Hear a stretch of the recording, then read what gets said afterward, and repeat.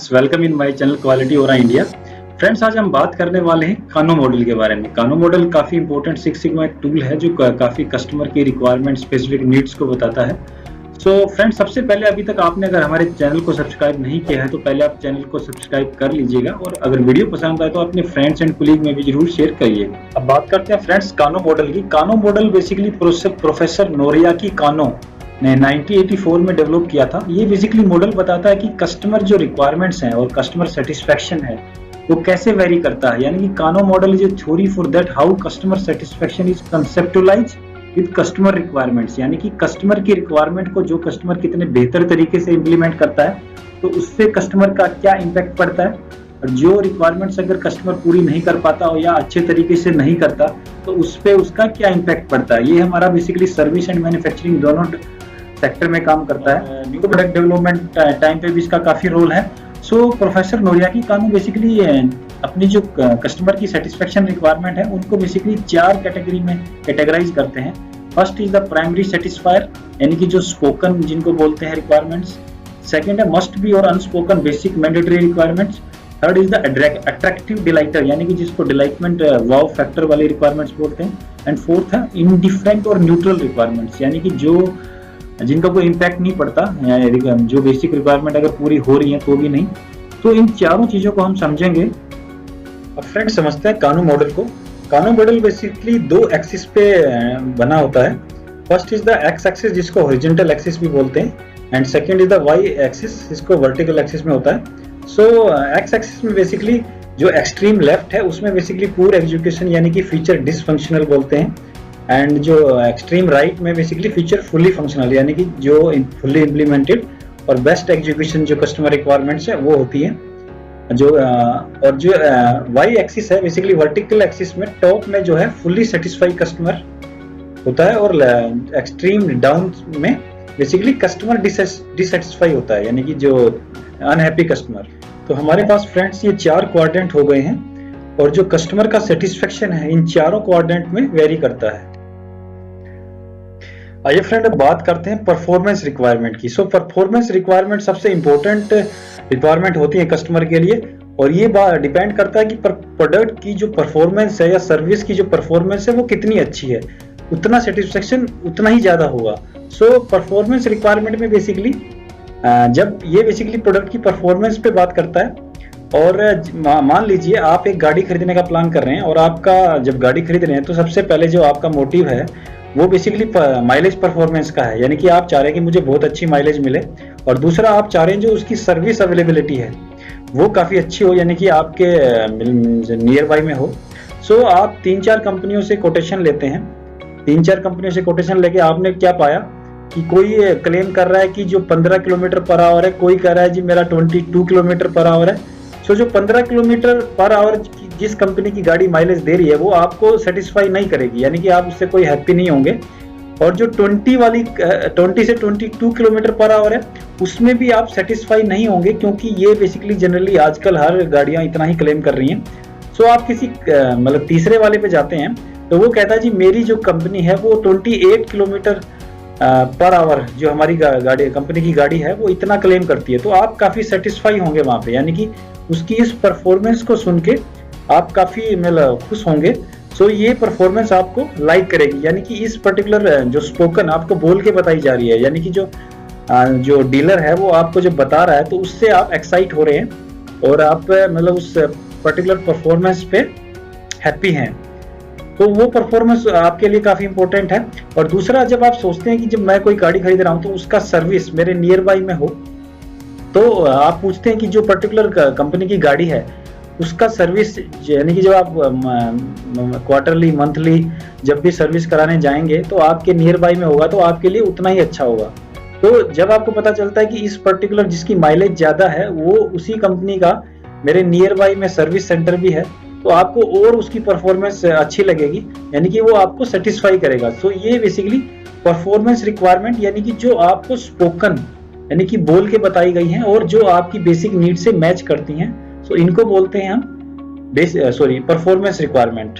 सो जितना ज्यादा मतलब एक्स एक्सिस से वाई एक्सिस में आप ऊपर जाते जाएंगे आपकी परफॉर्मेंस रिक्वायरमेंट का सेटिस्फेक्शन बढ़ता जाएगा। यानी कि आपके एरिया में अगर सर्विस उसका पर्टिकुलर कार का अगर सर्विस पॉइंट नहीं है तो आपके लिए वो सेटिस्फाई नहीं होगा, और अगर आपके लिए सेटिस्फाई आपके एरिया में पर्टिकुलर वो पॉइंट सर्विस पॉइंट है तो आपके लिए जो परफॉर्मेंस रिक्वायरमेंट है वो सेटिस्फाई करेगी। सो ये बेसिकली जो नीचे जितना नीचे जाते जाएंगे वो अनसेटिस्फाई होगा, और जितना ऊपर जाते जाएंगे वो हाईली सेटिस्फाई, यानी कि परफॉर्मेंस रिक्वायरमेंट आपकी फुलफिल होती जाएगी। So these are the performance requirement. अब बात करते हैं दोस्तों बेसिक रिक्वायरमेंट्स की, यानी कि जिसको मस्ट बी, यानी कि जो अनस्पोकन रिक्वायरमेंट होती है। सो इसमें बेसिकली क्या होता है कि जो बेसिक रिक्वायरमेंट्स, यानी कि आप जब भी कोई प्रोडक्ट किसी कंपनी को डिलीवर कर रहे हैं, सो यानी कि उसकी डायमेंशनली और जो उसकी एस्थेटिक्स है वो बेसिकली बेसिक रिक्वायरमेंट में आती है। अगर वो पर्टिकुलर रिक्वायरमेंट आप पूरी नहीं करेंगे तो कस्टमर आपसे माल लेगा ही नहीं, आपको अपनी सप्लाई चेन से आउट कर देगा।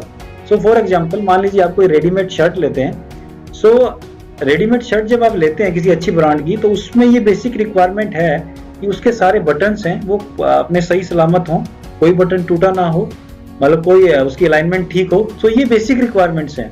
इससे कस्टमर सेटिस्फाई तो मतलब नहीं होगा, लेकिन क्योंकि वो ये समझ के चल रहा है कि ये मेरी, अगर मैं पर्टिकुलर ब्रांड का शर्ट ले रहा हूँ तो ये तो मेरी बेसिक रिक्वायरमेंट है, ये बेसिकली उसको सेटिस्फाई नहीं करेगी। ये बेसिकली वो रिक्वायरमेंट है जो एक टाइम के हिसाब से आपको इसमें अपग्रेड करना होता है, यानी कि आप बेसिक से परफॉर्मेंस में आपको जाना होता है।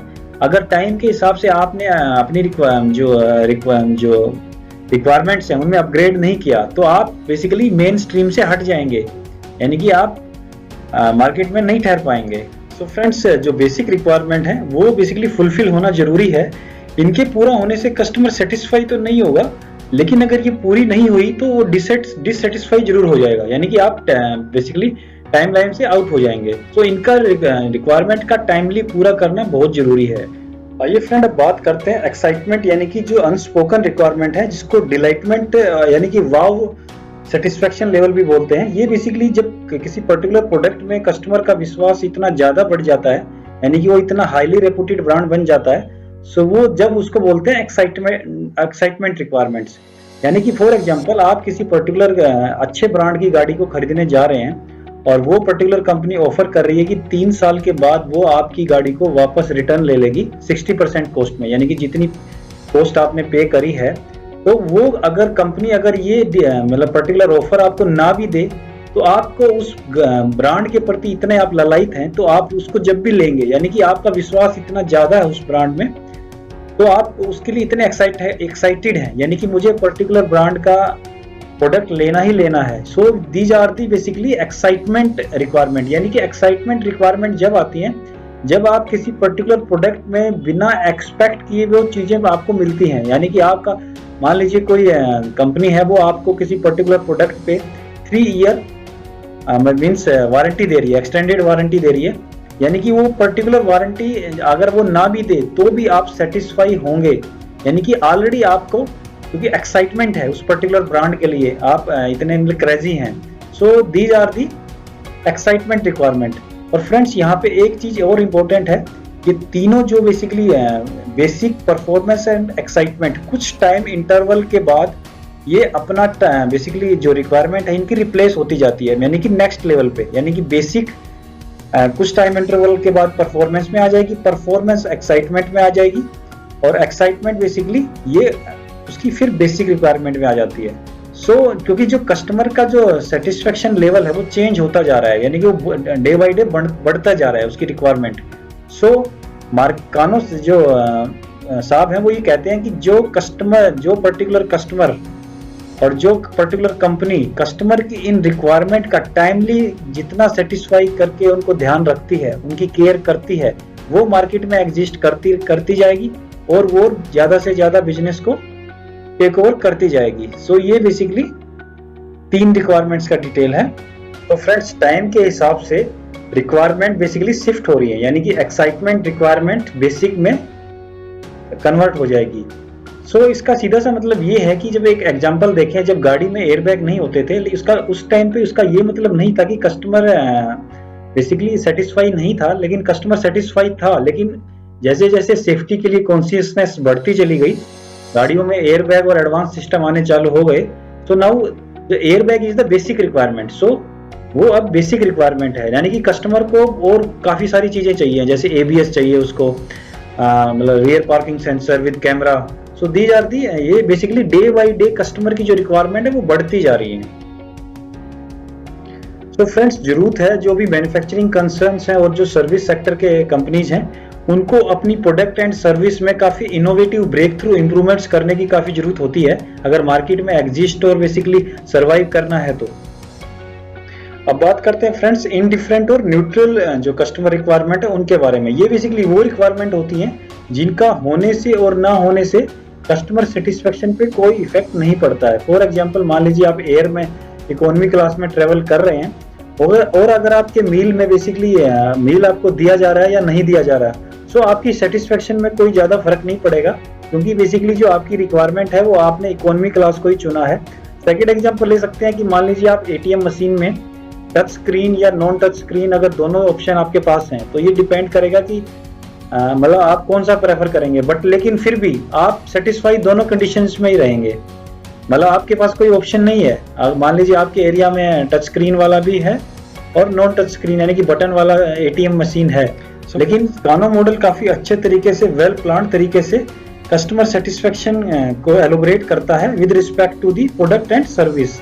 और ये काफ़ी, जब भी हम प्रोडक्ट डिजाइन और कोई नया प्रोडक्ट लॉन्च करते हैं तो उस टाइम पे कानो मॉडल काफ़ी हेल्पफुल रहता है। आज का वीडियो उम्मीद करता हूँ आपको काफ़ी पसंद आया होगा, और आपसे एक और रिक्वेस्ट है फ्रेंड, आप अपने सजेशंस कमेंट्स बॉक्स में जरूर दें, सो दैट कि हम नए नए वीडियो लाने के लिए मोटिवेट होते रहें। Thank you.